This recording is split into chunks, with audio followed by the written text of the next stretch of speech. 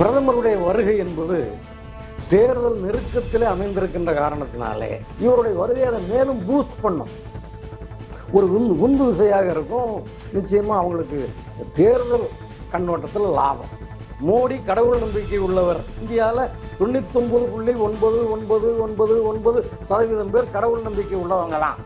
இவர் பொன்முடி நீதிமன்றத்தால் தண்டிக்கப்பட்டிருக்காரு. 3 ஆண்டு காலம் அவரும் அவருடைய மனைவியும் 50 லட்சம் ரூபா அபராதம். ஆனால் திமுகவினுடைய இந்த கூட்டணி பேச்சுவார்த்தை தேர்தல் பணிக்குள்ள அவர் இன்னும் இருக்கார். எவ்வளவு ஒரு மானங்கெட்ட செய்கை பாருங்க. இன்ப நிதி துணை முதல்வர் ஆனாலும் மதிப்புக்குரிய அண்ணன் துரைமுருகன் அவர்கள் அவருக்கு கீழே வேலை செய்வார். திமுக அமைச்சர்களிடமிருந்து எந்த விதமான எதிர்ப்பும் வரப்போறதில்லை. கட்சியும் ஸ்டாலின் குடும்பத்தின் கட்டுப்பாட்டில் இருக்கு, ஆட்சியும் ஸ்டாலின் குடும்பத்தினுடைய கட்டுப்பாட்டில் இருக்கு. ஒரு நன்கு படித்தவர் இப்போ ப. சிதம்பரம் ஒரு கருத்து சொல்லுகிறாருன்னு சொன்னால் இப்போ நம்ம அதற்கு ஒரு பெருமதி கொடுக்கலாம். படித்தவர், அறிவாளி. உதயநிதிக்கு அப்படிலாம் கொடுக்க முடியாது. சினிமா கூத்துக்காரர். சோனியா காந்தி போகக்கூடாதுன்னு சொன்னாங்க, யாரும் போகக்கூடாது. இன்னும் எந்த தலைவராவது ஒரு உத்தரவு கொடுத்தாங்களா? இல்லை. கொடுத்தா கட்சி காணாமல் போயிடும். வட இந்திய மாநிலங்களில் வரக்கூடிய தேர்தலில் பார்த்தீங்கன்னு சொன்னால் ஏப்ரல் மேலே நடக்கக்கூடிய தேர்தலில் காங்கிரஸ் கட்சி காணாமல் போயிடும். இப்போ எடப்பாடி என்ன பண்ணியிருக்காருன்னா, ஐயா கொடநாடு கொலை வழக்கு இருக்கு என்ன உள்ள தள்ளிடாதீங்க ஐயா, நான் உங்களை பேரளவுக்கு இருக்கிறேன். திமுகவை ஆட்சியிலிருந்து அகற்றுவதை நோக்கமாக கொண்டு நான் செயல்பட மாட்டேன் என்று சொல்லி ஸ்டாலினிடம் சரணடைந்து காலில் விழுந்தவர் தானே எடப்பாடி. TN24 டிஜிட்டல் நேயர்களுக்கு வணக்கம். இன்றைய நேர்காணலில் நம்முடன் இணைந்திருப்பவர் BSNL தொழிற்சங்கத்தின் முன்னாள் தலைவர் திரு இளங்கோ பிச்சாண்டி அவர்கள். வணக்கம் சார். வணக்கம். பிரதமர் மோடி அவர்கள் இன்னைக்கு தமிழகத்துக்கு மீண்டும் வராரு. அதாவது இது பார்த்தீங்கன்னா 2வது முறையாக வர்றாரு தமிழகத்துக்கு. முன்னாடி திருச்சி வந்திருந்தாரு, இப்போ சென்னைக்கு வராரு. இவருடைய தாக்கம் எப்படி சார் இருக்கும் வருங்காலத்தில்? பிரதமருடைய வருகை என்பது தேர்தல் நெருக்கத்திலே அமைந்திருக்கின்ற காரணத்தினாலே நிச்சயமாக அது தேர்தலின் மீது ஒரு செல்வாக்கு செலுத்தும். ஜனவரி மாதம் ஆச்சு. மே மாதம் 3வது வாரத்தில் அடுத்த மக்களவைத் தேர்தல் முடிவுகள் வந்துவிடும். யார் ஆட்சிக்கு வருகிறார்கள் என்று அப்போது தெரிந்துவிடும். எனவே இந்த காலகட்டத்தில் தமிழ்நாட்டில் இருக்கக்கூடிய பாரதிய ஜனதா கட்சியினுடைய தலைவர் அண்ணாமலை இருக்கிறார் அல்லவா, அவர் என் மண் என் மக்கள் என்று சொல்லி மாநிலம் முழுக்க யாத்திரை தொடங்கி இருக்கிறார். எனவே அந்த ஒரு சூழ்நிலை இருக்கிற போது இவருடைய வருகையை அதை மேலும் பூஸ்ட் பண்ணும். ஒரு உந்து விசையாக இருக்கும். நிச்சயமா அவங்களுக்கு தேர்தல் கண்ணோட்டத்தில் லாபம். பிரதமர் மோடி அவர்களை பார்த்தீங்கன்னா இன்னைக்கு அண்ணாமலையை சந்திக்க இருக்கிறார். அதுல இருந்து இப்போ பார்த்தீங்கன்னா சமீபத்தில் ஒரு டிஎம்கேவோட ஆடியோ ஃபைல்ஸ் எல்லாம் கூட வெளியிட்டிருந்தாரு. இது சம்பந்தமான பேச்சுவார்த்தைக்கு உடன்பாடு எட்டுப்பட வாய்ப்பு இருக்குமா சார் இந்த சந்திப்புல? நான் அந்த ஆடியோ டேப் டிஎம்கே ஃபைல்ஸ் நான் பார்த்தேன். அதை பொது வழியில் வெளியிட்டிருக்காரு. அது ஒரு அம்பலப்படுத்தல். அது சம்பந்தப்பட்ட டெல்லி உயர்நீதிமன்றத்துக்கு செல்ல வேண்டும். எனவே அதை மோடியோடு பேசி என்ன பயனுடையும்? அண்ணாமலை அவர்கள் 2G வழக்கு முறையாக நடக்கவில்லை என்று அவருக்கு ஒரு எண்ண ஓட்டம் இருக்கும் என்று சொன்னால், அதற்கு அவர் வெளியிட்ட ஆடியோக்கள் ஆதாரம் என்று சொன்னால், அந்த ஆதாரங்களை இன்றைக்கு 2G மேல்முறையீட்டு வழக்கை விசாரித்து கொண்டிருக்கக்கூடிய டெல்லி உயர்நீதிமன்றத்துக்கு அவர் அனுப்ப வேண்டும். அப்போதுதான் பயனுடையும். அது அல்லாமல் இங்கே பொதுவெளியில் சமூகத்தில் பேசிக்கொண்டிருந்தால் அது தேர்தல் சார்ந்த ஒரு ஆதாயத்தை தருமே தவிர அந்த வழக்கில் எந்த முன்னேற்றமும் இருக்காது.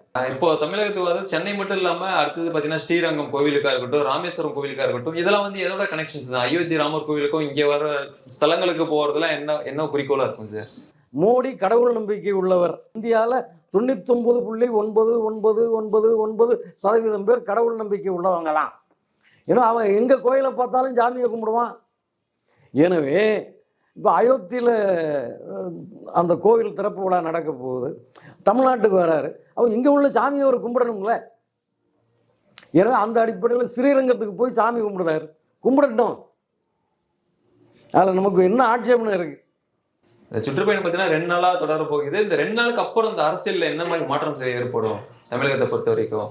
பாஜகவோட வளர்ச்சியா இருக்கட்டும், இல்ல திமுகவோட செயல்பாடா இருக்கட்டும், எப்படி எல்லாம் மாறப்போகுது? ஒரு வளர்ச்சி என்பதோ அல்லது ஒரு கட்சிக்கு தேர்தல் ரீதியாக கிடைக்கின்ற ஆதாயம் என்பதோ உடனடியாக ஒரு நிகழ்வு நடந்த உடனே என்ன லாபம் என்று பார்த்து விட முடியாது. ஆனால் பல்வேறு காரணிகள் ஒன்றாக சேர்ந்து இதெல்லாம் அளவு மாற்றம்னு சொல்லுவோம். இந்த அளவு மாற்றமானது அதிகமாகி பண்பு மாற்றமாக மாறும். அப்போ அது தேர்தல் ஆதாயமாக மற்ற விஷயங்கள் ஆதாயமாக பிரதிபலிக்கும். ஏன்னா அது வரைக்கும் நாம் பொறுத்திருக்கணும். இது ஒட்டுமொத்தத்தில் நிச்சயமாக பிஜேபி கட்சிக்கு தேர்தல் ஆதாயத்தை கொடுக்கக்கூடிய ஒரு நடவடிக்கை. இது உடனடி ஆதாயம் எவ்வளவுன்னு இங்கே நிறுத்து பார்க்க முடியாது. இதுக்கு ஒரு டிஜிட்டல் பேலன்ஸ் எதுவும் கிடையாது. மீண்டும் பார்த்தீங்கன்னா 2G வழக்கு வந்து விறுவிறுப்பாக செலுது. அதாவது ஆடியோ ஃபைல்ஸ் வந்துருக்கு. இப்போ அந்த ராசா பேசுனதெல்லாம் வந்து தொடர்பான வழக்கு. இதெல்லாம் எப்படி சார் பார்க்குறீங்க? 2G வழக்கை பொறுத்த மட்டும் அன்றைக்கு இருந்த மிக கடுமையான நெருக்கடி காரணமாக டாக்டர் மன்மோகன் சிங் அரசு ராசா மீது வழக்கு தொடுத்தது. இது வேறு வழி இல்லை. ஏன்னா கணக்கு தணிக்கை அதிகாரி 1,76,000 கோடி ரூபாய் அரசுக்கு நஷ்டம் ஏற்பட்டிருக்கக்கூடும் அவர் தெளிவாக அறிவித்தார். உச்சநீதிமன்றம் ராசா வழங்கிய 122 லைசன்ஸை கேன்சல் பண்ணிச்சுது. அரசு கவர்மெண்ட் எக்ஸ்செக்கர், பப்ளிக் எக்ஸ்செக்கர் என்று சொல்லக்கூடிய அரசாங்க பொக்கிஷதாருக்கு நஷ்டத்தை ஏற்படுத்தி தனிப்பட்ட சிலருக்கு ஆதாயத்தை ஏற்படுத்திய காரணத்தினால் இந்த லைசன்ஸுகளை நாங்கள் கேன்சல் செய்கிறோம் என்று உச்சநீதிமன்றம் கேன்சல் பண்ணிச்சுது. இன்னைய வரைக்கும் அதை எடுத்து ராசா அப்பீலுக்கே போகலை. எனவே அந்த உச்சநீதிமன்ற தீர்ப்பு அவர் ராசா ஏற்றுக்கொண்டிருக்கிறார் என்று பொருள்படுது. எனவே அதில் நடந்த முறைகேட்டை அது வந்து வெளிச்சப்படுத்துச்சு. இன்றைக்கு வழக்கு என்று வந்த பின்னால் சமர்ப்பிக்கப்பட வேண்டிய பல்வேறு ஆதாரங்களை மன்மோகன் சிங் அரசு நீதிமன்றத்துக்கு சமர்ப்பிக்கவில்லை. ஏனோதானோ என்கிற முறையில் அந்த வழக்கு நடத்தினாங்க. இப்போ அதையெல்லாம் அண்ணாமலை அம்பலப்படுத்தி இருக்கிறாங்க.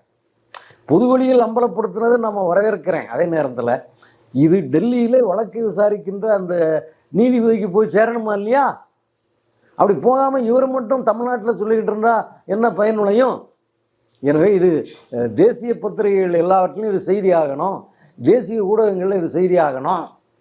இதை வைத்துக்கொண்டு பொதுநல வழக்கு போடணும். இப்போ அதையெல்லாம் என்ன செய்ய வேண்டும் என்று தெரியாதவர் அல்ல அண்ணாமலை, நன்கு தெரிந்தவர், படித்தவர். ஏன்னா அடுத்த கட்டத்தை அவர் செஞ்சால் இதனுடைய ஆதாயத்தை பார்க்கலாம். இல்லைன்னா குற்றவாளிகளுக்கு உதவுறதான் இது அமையும். இப்போ பார்த்தீங்கன்னா அமைச்சர்லாம் வந்து இந்த பொன்முடியா இருக்கட்டும், செந்தில் பாலாஜி இப்போலாம் வந்து தண்டனை அனுபவிச்சுட்டு இருக்காங்க. இப்போ பார்த்தீங்கன்னா அடுத்து பார்த்தீங்கன்னா இப்போ திமுகவோட ஃபைல்ஸ் ஆடியோலாம் வந்திருக்கு. இன்னும் வரும் நாட்களில் பார்த்தீங்கன்னா இன்னும் இந்த மாதிரி சம்மந்தமான ஆடியோ ஃபைல்ஸ் எல்லாம் வரும்ன்ற. இப்போ திமுக நிலைப்பாடு எப்படி சார் இருக்கும்? திமுகவை பொறுத்த மட்டும் தப்பு பண்ணாங்க. நீ அது அன்றைக்கு தப்பு பண்ணக்கூடிய காலம், இன்றைக்கு மாட்டிக்கொண்டு முழிக்கிற காலம். இதில் என்ன செய்ய முடியும், என்ன நிலைப்பாடு எடுக்க முடியும்? இப்போ பொன்முடி நீதிமன்றத்தால் தண்டிக்கப்பட்டிருக்காரு. 3 ஆண்டு காலம் அவரும் அவருடைய மனைவியும் 50 லட்சம் ரூபா அபராதம். ஆனால் திமுகவினுடைய இந்த கூட்டணி பேச்சுவார்த்தை தேர்தல் பணிக்குழுவில் அவர் இன்னும் இருக்கார்.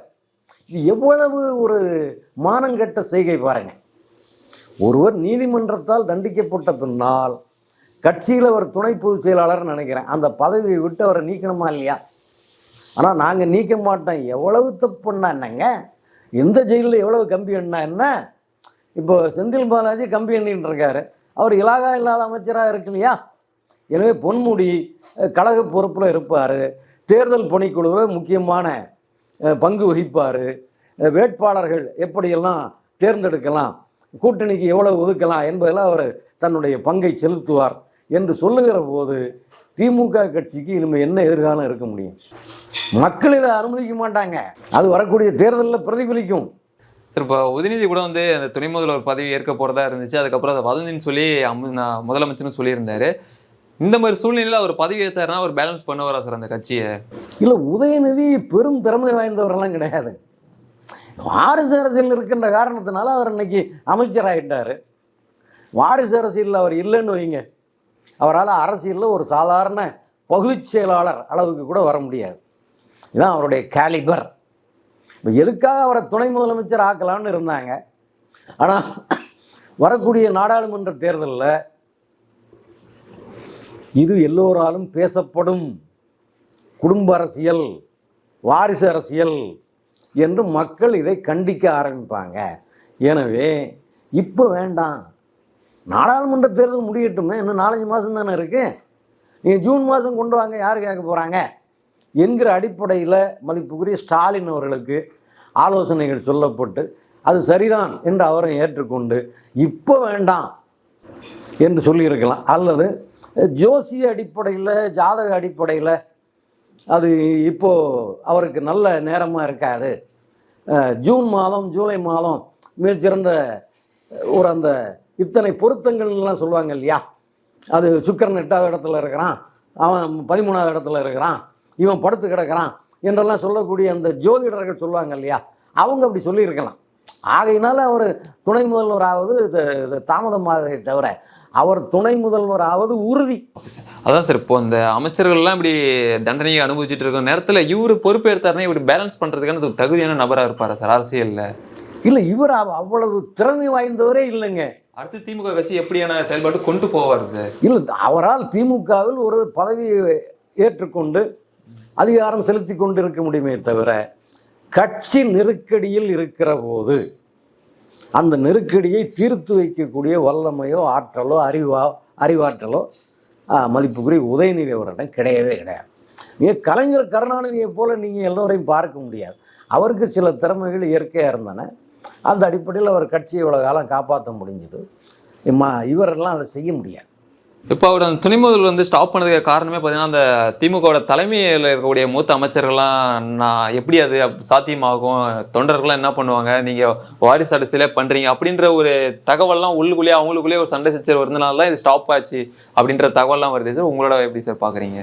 இல்லை, இங்கே குடும்ப அரசியல், வாரிசு அரசியல் என்பது மிக கடுமையாக விமர்சனத்துக்குள்ளாகும்.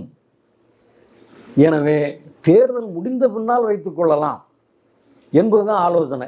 மற்றபடி திமுகவினுடைய தலைவர்களோ மூத்த அமைச்சர்களோ உதயநிதியெல்லாம் எதிர்க்கலை. அவர்கள் கொத்தடிமைகளாக வாழ்ந்துக்கிட்டு இருக்காங்க. இப்போ எதிர்ப்பதுன்னு சொன்னால் தன்மானம் உள்ளவன் எதிர்ப்பான். திமுகவில் தன்மானம் உள்ளவனை நீங்கள் எங்கே போய் தேடுவீங்க? எனவே அந்த அடிப்படையில் உதயநிதி இல்லை, இன்ப நிதி அமைச்சரானாலும் இன்ப நிதி துணை முதல்வரானாலும் மதிப்புக்குரிய அண்ணன் துரைமுருகன் அவர்கள் அவருக்கு கீழே வேலை செய்வார். திமுக அமைச்சர்களிடமிருந்து எந்த விதமான எதிர்ப்பும் வரப்போறதில்லை. கட்சியும் ஸ்டாலின் குடும்பத்தின் கட்டுப்பாட்டில் இருக்குது, ஆட்சியும் ஸ்டாலின் குடும்பத்தினுடைய கட்டுப்பாட்டில் இருக்குது. ஆனால் ஏன் உடனடியாக துணை முதலமைச்சர் கொடுக்கலன்னு சொன்னால் பொறுத்து கொடுக்கலாம் என்பதும், அல்லது ஜோதிட ரீதியான அனுகூலங்களை பார்ப்பாங்க இல்லையா. மிகப்பெரிய பகுத்தறிவு குடும்பம்ல அது. ஒரு பகுத்தறிவு குடும்பம்னு சொன்னால் அவன் ஜோசியத்தை பார்க்க மாட்டானா? அப்படி பார்க்கிற போது சோதிடர்கள் சொல்லியிருக்கலாம், இன்னும் கொஞ்சம் பொறுத்து கொடுங்க, அப்போ தான் அந்த பலன் கிடைக்கும்னு சொல்லியிருக்கலாம். எனவே அதுக்காக வெயிட் பண்ணுறேன். இதில் என்ன இருக்குது? இப்போ அந்த திருவள்ளுவர் தினத்தன்னைக்கு பார்த்தீங்கன்னா ஆளுநர் ரவி பார்த்தீங்கன்னா அந்த வாழ்த்து தெரிவிச்சிருந்தார். அதில் வந்து அந்த காவி உடையில திருவள்ளுவருக்கு அந்த பட்டையெல்லாம் போட்டு வச்சிருந்தா அது வந்து சர்ச்சையாக மாறுனுச்சு. இது எப்படி சார் பார்க்குறீங்க? இல்லை, திருவள்ளுவர் என்பது ஒரு கற்பனையான உருவம். 2000 ஆண்டுகளுக்கு முன்பு உலக பொதுமறை என்று போற்றக்கூடிய திருக்குறளை எழுதிய வள்ளுவர் இப்படித்தான் இருப்பார் என்று அன்றைக்கு எந்த ஓவியமோ எதுவும் கிடையாது, புகைப்படம்லாம் அந்த காலகட்டத்தில் கிடையாது. எனவே முற்றிலும் கற்பனையாக இந்த இதை போட்டாங்க. இதில் எனக்கு ஓவியர் கல்கி பத்திரிகையில் அந்த காலத்தில் வெளிவந்த ஒரு திருவள்ளுவர் ஓவியத்தை நான் பார்த்துருக்கேன். அதில் தாடி அணிந்து அந்த காவி உடை அணிந்து அந்த வள்ளுவர் இருப்பார். பிற்பாடு அறிஞர் அண்ணா முதலமைச்சர் ஆன போது திருவள்ளுவர் உருவத்தை அவர் மாற்றினார். இப்போ யார் யார் எப்படி எப்படி தோணுமோ அந்த மாதிரி போட்டுக்கலாம். ஏன்னா கற்பனையான உருவம் தானே. நீங்கள் ஜவஹர்லால் நேருன்னு சொன்னால் அது இப்படி தான், ஏன்னா நம்ம இப்போ கண்ணால் பார்த்துருக்கோம். நீங்கள் அவருக்கு காவியை கொடுத்த முடியாது. ஆனால் வள்ளுவர் என்பது கற்பனையான உருவம். எனவே ஒருத்தர் காவியை போடலாம், ஒருத்தர் நீல நிறத்தை போடலாம், இன்னொருவர் வெள்ளை நிறத்தை போடலாம், இன்னொருத்தர் பச்சை நிறத்தை போடலாம். சில பேர் பாதிரியார் அங்கேயே கூட திருவள்ளுவருக்கு போடுறாங்க. என்ன வேண்டுமானாலும் செய்யலாம்னு ஆகிப்போச்சு. சார், இந்த அயோத்தி கோவில் கும்பாபிஷேகம் பார்த்தீங்கன்னா காங்கிரஸ் வந்து கலந்துக்க மாட்டோம் அப்படின்னு ஒரு முடிவு வந்து அறிவிச்சிட்டாங்க. இப்போ தமிழகத்தை பொறுத்த வரைக்கும் உதயநிதி வந்து அது மசூதி கட்டின இடம், நாங்கள் அதில் எங்களுக்கு உடன்பாடு இல்லை அப்படின்னு இருக்காரு. எடப்பாடியார் அவர்களும் பார்த்தீங்கன்னா எனக்கு கால் வலி, என்னால் கலந்து கொள்ள முடியல அப்படின்றாங்க. இதெல்லாம் எப்படி சார் பார்க்குறீங்க? அவருக்கு உண்மையிலேயே கால் வலி இருக்குதா என்று ஆராய்வது நம்முடைய வேலை கிடையாது. உதயநிதியை பொறுத்த மட்டும் அவருக்கு வரலாறோ எதுவோ அவர் ஆழ்ந்து கற்காதவர். 1526 ஃபர்ஸ்ட் பேட்டில் பானிபட் நடக்குது. இந்த முதலாவது பானிபட் போரில் பாபர் மத்திய ஆசியாவிலிருந்து இந்தியாவுக்குள்ளே வர்றார். இங்கே லோடி வம்சத்தை சேர்ந்த இப்ராஹிம் லோடியினுடைய ஆட்சி நடக்குது. இப்ராஹிம் லோடிக்கும் பாபருக்கும் சண்டை நடக்குது. அதான் ஃபர்ஸ்ட் பேட்டில் ஆஃப் பானிபட், முதலாவது பானிபட் போர். அதில் இப்ராஹிம் லோடி தோற்கிறாரு, பாபர் ஜெயிக்கிறாரு. முகலாய சாம்ராஜ்யம் ஸ்தாபிக்கப்படுது. எப்போ? 1526. 1556 ரெண்டாவது பானிபட் போர். அதை விட்டுருங்க. இப்போ 1526க்கு முன்னால பாபருக்கும் இந்தியாவுக்கும் என்ன சம்பந்தம் சொல்லுங்க? எந்த சம்பந்தமும் கிடையாதுங்க. பாபர் என்பவர் மத்திய ஆசியாவில் இருந்தவர். கைவர் போலன் கணவாய் வழியா இந்தியாவின் வடமேற்கு பகுதியில் இருக்கக்கூடிய கைவர் போலன் கணவாய் வழியா இந்தியாவுக்குள்ள படையெடுத்து வந்தார். ஏன்னா அவருக்கு இங்கே 1528 அவர் இந்த கோவிலை இடித்து மசூதியை கட்டினார் என்று உச்ச நீதிமன்றம் தீர்ப்பளிச்சிருக்கு. உச்ச நீதிமன்ற தீர்ப்பையெல்லாம் உதயநிதி படித்து பார்த்தாரா? அவரால் படித்தால் புரிந்து கொள்ள முடியுமா என்பதெல்லாம் நம்ம பார்க்க வேண்டியிருக்கல. ஏன்னா அவருடைய கருத்துக்கெல்லாம் எந்த விதமான பெருமதியும் கிடையாது.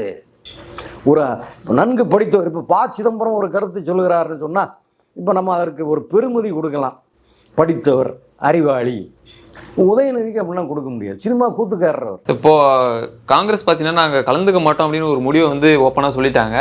இது சரியான முடிவு தான் அவங்க தேர்ந்தெடுத்திருக்காங்களா சார்? இது கட்சிக்கு, காங்கிரஸ் கட்சிக்கு மிகப்பெரிய ஒரு சேதாரத்தை ஏற்படுத்தக்கூடிய முடிவு. சோனியா காந்தி அம்மையார், அவங்க ஒரிஜினல் பேர் அன்டோனியோ ஆல்பினோ மைனோ, கிறிஸ்துவ மதத்தை சேர்ந்தவர். ஏன்னா அவர் ராமர் கோவிலுக்கு போக வேண்டும் என்று யாரும் கட்டாயப்படுத்தலாம் முடியாது. நான் வரமாட்டேங்க என்று அவர் சொன்னால் அவர் மேலே 100% நியாயம் இருக்கு. எனவே நான் ராமர் கோவில் திறப்பு விழாவுக்கு போக மாட்டேன் என்று ஒரு கிறிஸ்துவ மதத்தை சேர்ந்தவர் என்கிற அடிப்படையில் சோனியா காந்தி அம்மையார் எடுத்த முடிவில் நாம் தப்பு கண்டுபிடிக்க முடியாது. ஆனால் அந்த அம்மையார் காங்கிரஸ் கட்சியினுடைய தலைவராகவும் இருக்காங்க. இப்போ காங்கிரஸ் கட்சிக்கு கோடிக்கணக்கான மக்கள் வாக்களிக்கிறாங்க. கொஞ்சம் நெஞ்சம் பேர் இல்லைங்க, கோடிக்கணக்கான மக்கள் வாக்களிக்கிறாங்க. அதில் கோடிக்கணக்கான இந்துக்கள் இருக்கிறாங்க. ஏன்னா அந்த இந்துக்களுடைய மன உணர்வுகள், அபிலாஷைகள் இவற்றையெல்லாம் காங்கிரஸ் கட்சியினுடைய தலைவர் என்கிற முறையில் சோனியா காந்தி அம்மையார் பூர்த்தி பண்ணணுமா வேண்டாமா? இன்றைக்கு அவர் அதை செய்யலை. அதனால் ஒவ்வொரு மாநிலத்திலையும் சோனியாவுடைய முடிவுக்கு கடுமையான எதிர்ப்பு இருக்கு. சித்தராமையா இருக்கிறாரு, அவர் என்ன சொல்றாரு? கர்நாடக மாநிலத்தில் அயோத்தி திறப்பு விழாவுக்கு போங்கன்னு தான் சொல்றாரு. ரேவந்த் ரெட்டி தெலுங்கானா முதலமைச்சர், ராமர் எல்லோருக்கும் சொன்னோம், நம்ம போகணும், கோவில் திறப்பு விழாவுக்கு நம்ம போகணும்னு அவர் சொல்றாரு. சோனியா காந்தி போகக்கூடாதுன்னு சொன்னாங்க, யாரும் போகக்கூடாது. இன்னும் எந்த தலைவராவது ஒரு உத்தரவு கொடுத்தாங்களா? இல்லை. கொடுத்தா கட்சி காணாமல் போயிடும். ராமர் கோவிலுக்கு செல்லாமல் இருப்பது அது என்னன்னு சொன்னா நிச்சயமாக காங்கிரஸ் கட்சிக்கு ஒரு பாதிப்பை ஏற்படுத்தும். மக்கள் புறக்கணிப்பாங்க. இப்போ நான் எல்லோரும் நீங்கள் சாமியை கும்பிடணும்லாம் சொல்லலை. ஏன்னா கடவுள் என்பவர் உண்மையில் கிடையாது. முதல்ல ரொம்ப அடிப்படையான விஷயம் நம்ம தெரிஞ்சுக்கணும்.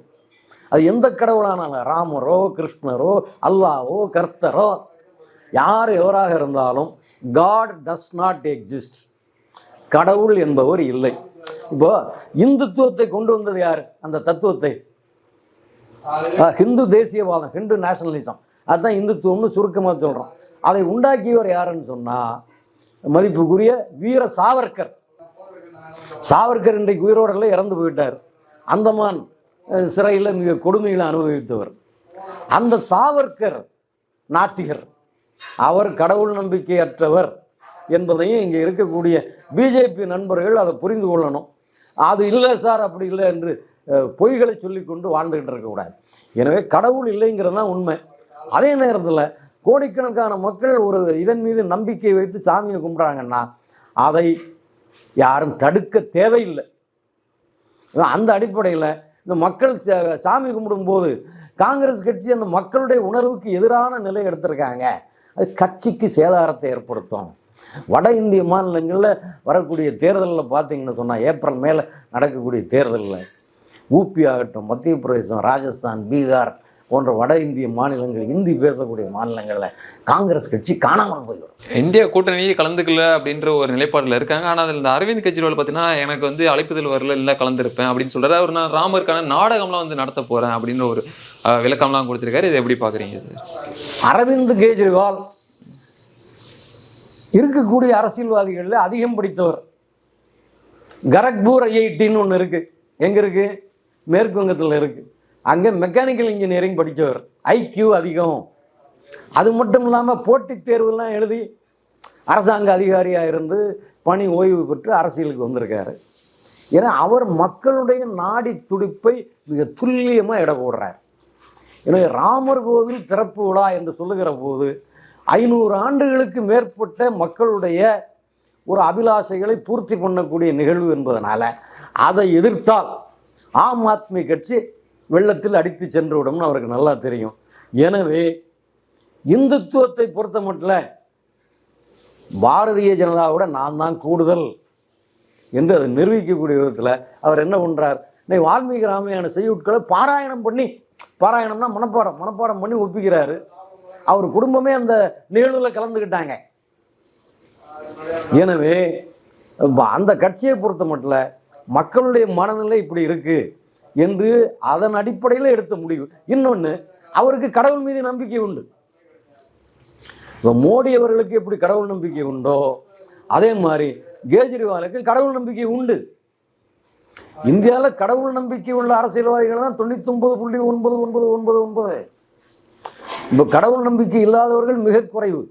இப்போ தேர்தல் நெருங்கிட்டு வருது. இந்தியா கூட்டணியோட வாய்ப்பு எப்படி சார் இருக்கும்? கணிசமான வாய்ப்பு, வெற்றி வாய்ப்புகள்லாம் இந்தியா கூட்டணியை பொறுத்த மட்டும் வெற்றி வாய்ப்புன்னு பேசுகிற போது இந்த ரெண்டும் ஒன்றோட ஒன்று பொருந்தாத விஷயமா இருக்கு. காங்கிரஸ் கட்சியை பொறுத்த மட்டும் 2014 2019 காலகட்டத்தில் 400 இடங்களுக்கு மேலே போட்டிட்டாங்க. இன்றைக்கு 2024 தேர்தலில் 300 இடங்களிலாவது போட்டியிடுவார்களானா இல்லை. பத்திரிகைகளில் வந்த செய்திப்படி 255 இடங்களில் காங்கிரஸ் கட்சி போட்டியிடுகிறது. இது நாடு சுதந்திரம் அடைந்த நாளிலிருந்து இன்றைய வரைக்கும் பார்த்தா இது லோயஸ்ட். ஆனால் இந்தியாவுடைய மக்களவையில் 143 இடங்கள் இருக்கு. 543 இடத்துக்கும் தேர்தல் நடக்கும். இதில் பாதி வேணும்னா 272 வேணும். ஆனால் அந்த பாதி அளவு கூட இல்லாமல் 255 இடங்களில் மட்டும் காங்கிரஸ் கட்சி போட்டியிடுவதாக இந்தியன் எக்ஸ்பிரஸ் உள்ளிட்ட பல்வேறு ஆங்கில செய்தித்தாள்களை நான் செய்தியை படித்தேன். அப்போ இவ்வளவு குறைவான இடத்துல போட்டியிடுகிற போது வெற்றி எவ்வளவு கிடைக்கும் பாருங்க. ஸ்ட்ரைக் ரேட் என்ன? இவர் என்ன சச்சின் டெண்டுல்கரா? 100% ஸ்ட்ரைக் ரேட் வருவதற்கு அதெல்லாம் இல்லை. 250 இடங்களில் போட்டிட்டாங்கன்னா 25 இடங்களில் ஜெயிக்கலாம். ஏன்னா 2014 அவ அங்கீகரிக்கப்பட்ட எதிர்கட்சியாக காங்கிரஸ் கட்சி வர முடியல.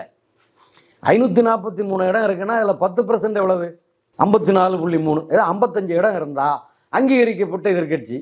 2014 55 இடம் இல்லை, 2019 இல்லை.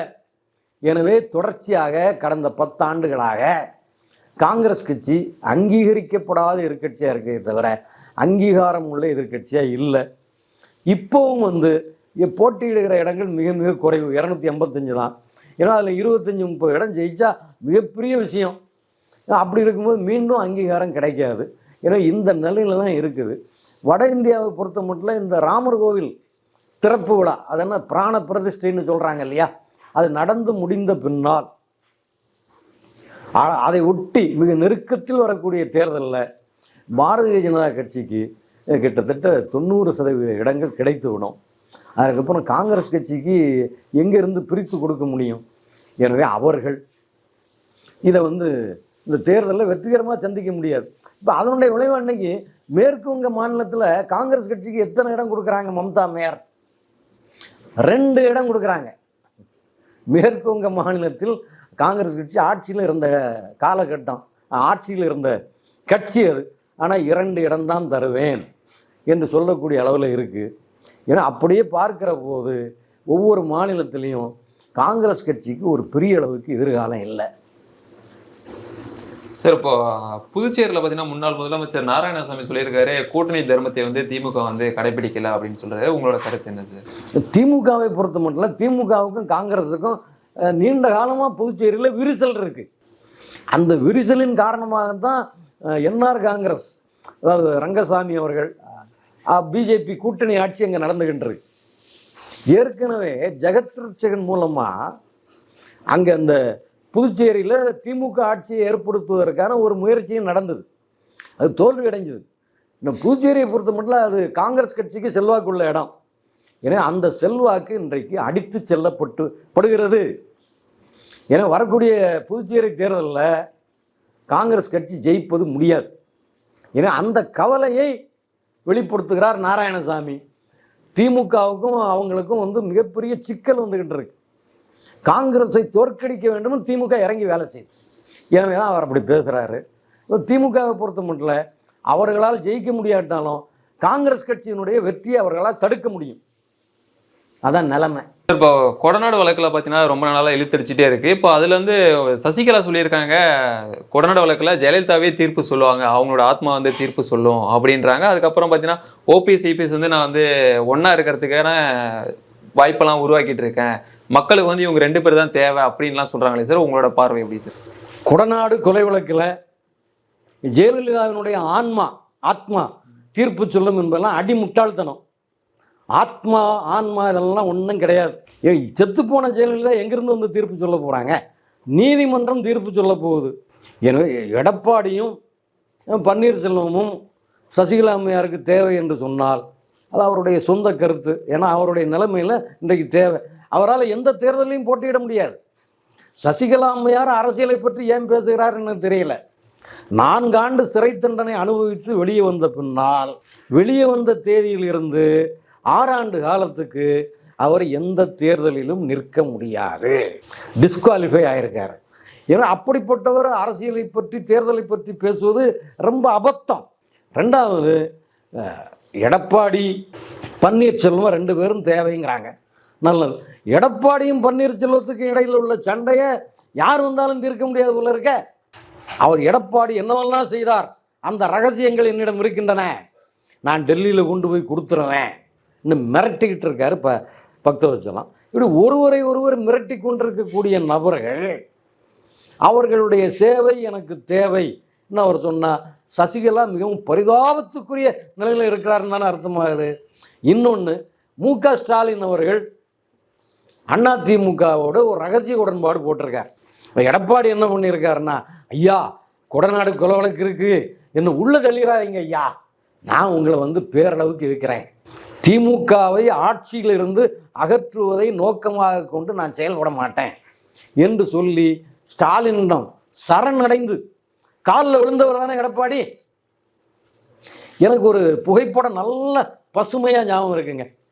ஒரு மேடை, அதில் சசிகலா அம்மையார் உட்கார்ந்துருக்காங்க. எடப்பாடி ஒரு 10 மாச குழந்தை மாதிரி தவழ்ந்து அந்த அம்மையார் காலில் விடுறார். எனவே இதுதான் எடப்பாடியினுடைய ஆளுமை, எடப்பாடியினுடைய தன்மானம், எடப்பாடியினுடைய கேலிபர். எனவே அவர் ஸ்டாலின் உதயநிதி காலிலையும் விழுவார், இன்பநிதியின் காலில் விழ வேண்டும். இன்னும் உதயநிதி சொன்னார்னு வைங்க, அடுத்த நிமிஷம் இன்பநிதி காலிலையும் விழுவார். எனவே அவர்கள் எந்த பெருமதியும் இல்லாதவர்கள். மக்களை பொறுத்த மட்டும் இப்படிப்பட்ட அருவருக்கத்தக்க நபர்களை அரசியலை விட்டு விரட்டி அடிக்க வேண்டும். அதை மக்கள் செஞ்சாங்கன்னா அந்த நாடு உருப்படும். சார் தொடர்ந்து பேசுவோம். எங்களுடன் நேரத்தை கொடுத்து தகவலை பகிர்ந்து கொண்டமைக்கு நன்றி சார். வணக்கம்.